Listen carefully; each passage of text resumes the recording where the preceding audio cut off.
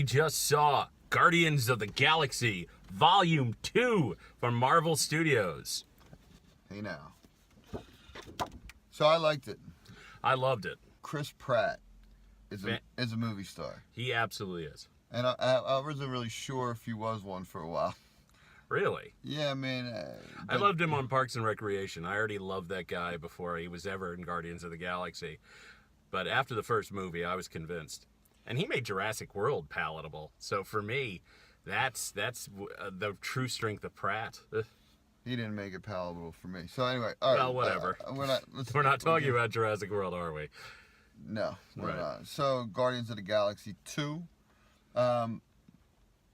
Look, it was funny, and I didn't get all the jokes. I didn't think all the jokes were funny that took place. So, it missed on that for me somewhat. I thought it was visually interesting and different and new, and I really enjoyed that, and I appreciate that.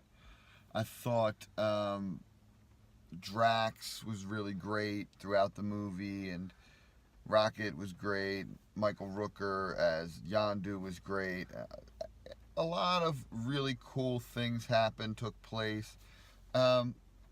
What do you think of the Zoe Saldana, Karen Gillan arc with Nebula and Gamora? Not to give anything away about that, but I thought it was okay. Well, they hint at it. They hint at it in the trailers. I don't think that's. I'm not saying anything specific. I enjoyed that, actually. I thought that was pretty good. I thought that was well acted. Yeah, I guess just emotionally, not every arc hit its punch for me. Not every joke hit its punchline for me. The action was very cool, but didn't always keep my attention. So, it's a fluctuation. It's like great, phenomenal, unbelievable, like, wow, look how cool this is, to like, okay, I can go to the next thing here. We can move on to the next thing. Mm-hmm. Although, in the beginning, fast-paced, moved really quickly, like, whoa, that's amazing. Still, I want to see more of that. And then, boom, boom, boom, boom. It did take a step and catch its breath in the middle. It kind of slowed down. I don't know necessarily negatively, but it was super just event, and then it takes a breath in the middle where you just spend some time with the characters, particularly with Peter and with Chris Pratt's Peter Quill, his dad, played by Kurt Russell, who's very good in this. I mean, it's so many great things in this. So it wasn't some great cameos in this too. I don't want to say the cameos were crazy. Like you could really cheer and. I thought this was way funnier than the original Guardians of the Galaxy.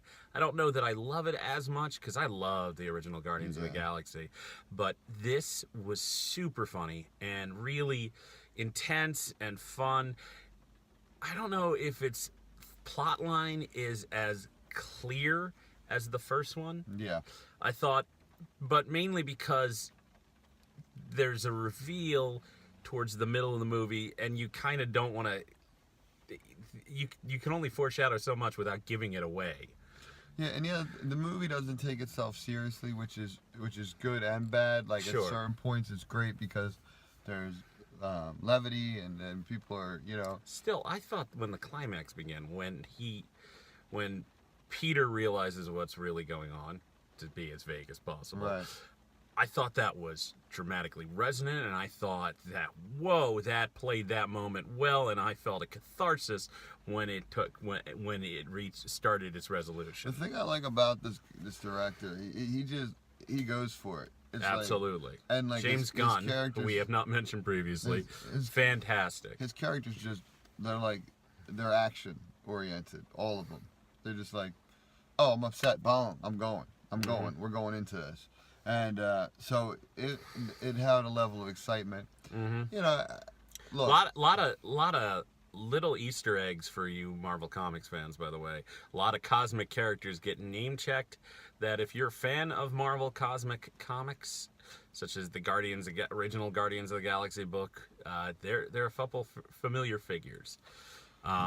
There's Stan Lee's cameo is astoundingly great in this. I loved it to death, and it came at a neat moment, and I thought it was fantastic. And yeah, I thought very great use of Stan.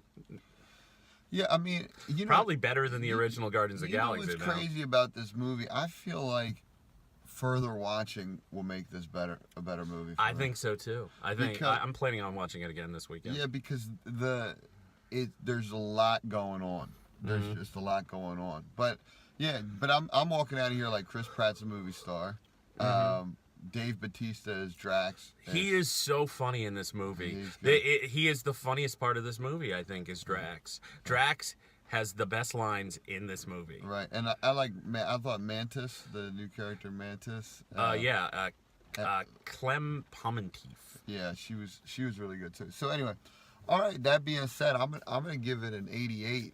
I think it's a cut above even most Marvel movies. I don't think it's next level, but I do think it's like a cut above.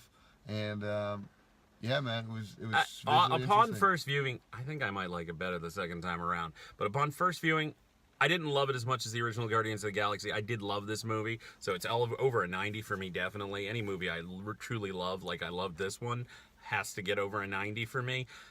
But there's a couple of things, little nerd problems I have that I won't want to get into because it would be spoilerish. So I will say I'm going to go with a solid A- 93. 93 out of 100. So that means go see it in the theater. We saw it in IMAX. I recommend you see it in IMAX. It is so beautiful. That's and a great trailer selection too. That's something they nailed it. Just everything you want to see this year. Outside of anything made by Warner Brothers. Like and subscribe. All right, peace out. We love you.